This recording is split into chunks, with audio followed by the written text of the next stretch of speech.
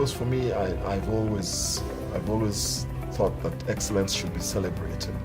And I don't think that we celebrate excellence enough. Let us look for ways of making ourselves better lawyers every single day of professions. We were chosen to do this profession.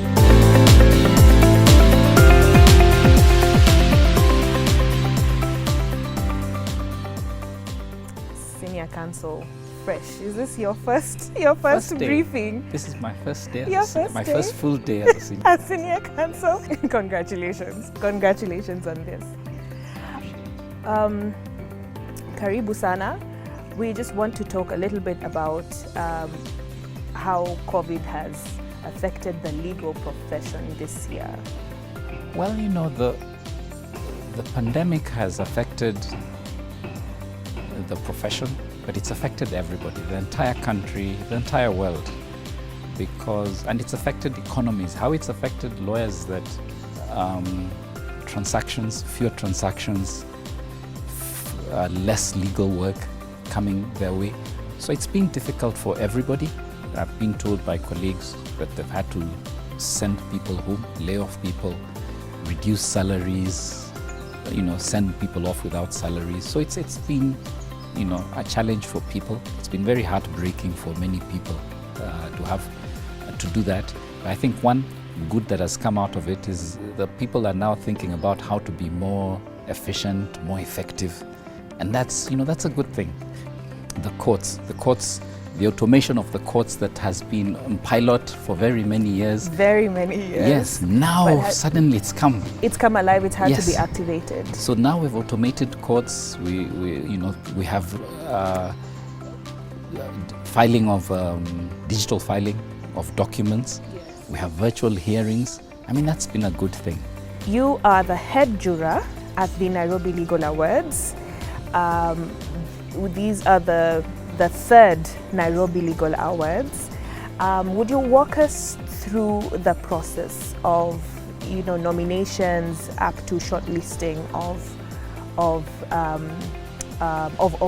persons? Okay, so in the awards process, the very first step is to invite nominations. And the nominations, you can self-nominate, or you can be nominated by somebody else. So we receive a fair mix of both. After the nominations are received, then we have a process of shortlisting, where we have to confirm, for instance, if you've applied or if you've been nominated for Young Lawyer of the Year, we've got to confirm that you've practiced for 5 years or under. So, we do that, ensure people are in the correct categories, ensure you're not an advocate practicing in Mombasa being nominated for a Nairobi award. So we do that.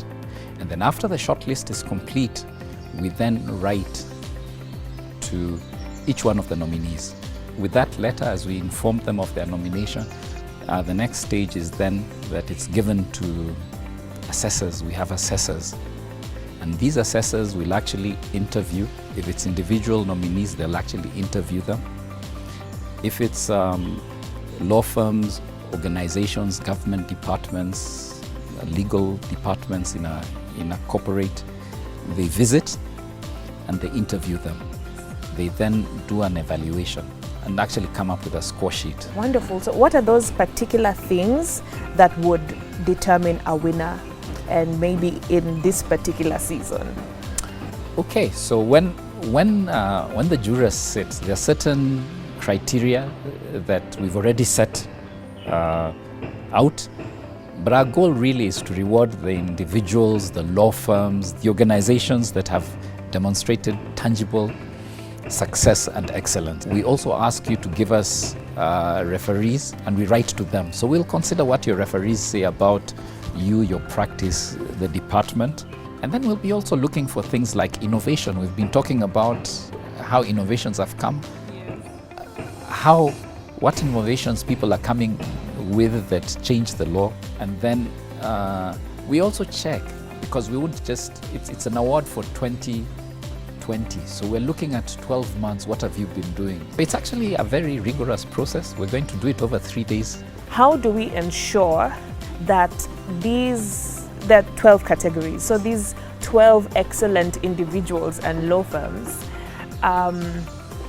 share the goodness and the excellence with everybody else to bring the profession up to that level or to that standard. So, over the months they'll organize essentially CPD programs where members can be given information, can get knowledge on different things. So I think that's one of the prime ways. Sit at the feet of the... Sit at the feet of the experts. Of the experts, yes. And by and large, those who win, those who have been nominated are willing to share, right? I mean, even by just participating in the process, they're willing to be audited so they can see how well they're doing. The other thing that the branch has done is start a mentorship program. That's an ongoing program. So experienced advocates can mentor the younger advocates, the less experienced, and also pass on knowledge, pass information, give tips, and things like that. So I think those are the two primary ways I would say we're passing on the excellence. Beauttah Siganga SC, the Sage. Thank you. Thank you very much, Stacey.